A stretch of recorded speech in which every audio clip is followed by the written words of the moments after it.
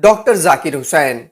Doctor Zakir Hussain 8 फरवरी 1897 को हैदराबाद के एक इज्जतदार घराने में पैदा हुए। वालिद का नाम फिदा हुसैन था जो एक मुमताज वकील थे और माँ का नाम नाजनीन बेगम था। डॉक्टर जाकिर हुसैन 9 साल के थे कि वालिद का साया सर से उठ गया। वालिद के इंतकाल के बाद उनका खानदान हैदराबाद से इटावा चला गया, जहां आपने एक मकामी मदरसे में इब्तदाई तालीम हासिल की। बाद में अलीगढ़ की MAO कॉलेज में दाखिला लिया। फिर आला तालीम के लिए जर्मनी की बर्लिन यूनिवर्सिटी गए और वहां से माशियात में PhD की डिग्री हासिल किए और भारत लौट आए। भारत लौटने पर गांधी जी की तहरीक से मुतासिर हुए और उनके दिल में भी अंग्रेजों की गुलामी के खिलाफ बगावत का जज्बा पैदा हुआ और फिर आज़ादी की तहरीक में शामिल हो गए और इसी ज़माने में जामिया मिल्लिया की बुनियाद भी डाली। दोस्तों, डॉक्टर जाकिर हुसैन एक सच्चे कौम परस्त थे।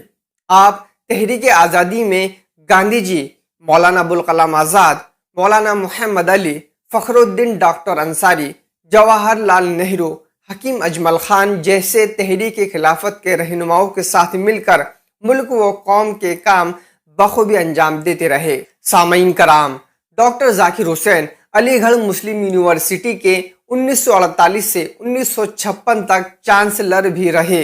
1957 में बिहार के गवर्नर के ओहदे पर फाइज किए गए। इसी साल उन्हें पद्म भूषण एजाज से नवाजा गया। फिर 1962 में नायब सदर जमहूरिया मुंतखब किए गए। 1963 में उनको भारत रत्न के आला तरीन एजाज से भी नवाजा गया और 1967 में भारत के सदर जमहूरिया के बावकार ओहदे पर मुंतखब हुए और इसी ओहदे पर फाइज रहते हुए 3 मई 1969 में आपका इंतकाल हुआ। मेरे दोस्तों, वो एक मुजाहिद ही नहीं, एक बेहतरीन मुसन्निफ भी थे। उन्होंने कुल 17 किताबें लिखी, जिनमें कुछ किताबें बच्चों के लिए भी तहरीर की है। तालीम के साथ साथ आप इंसानी जिंदगी के सियासी, समाजी, मजहबी और सकाफती मामलात से भी सरोकार रखते थे। मुअज़्ज़ज़ सामईन, अगर जाकिर हुसैन साहब की जिंदगी का गहराई से मुताला किया जाए तो पता चलता है कि उनकी सोच और काम का महवर तालीम और आज़ादी के अलावा और कुछ भी नहीं था।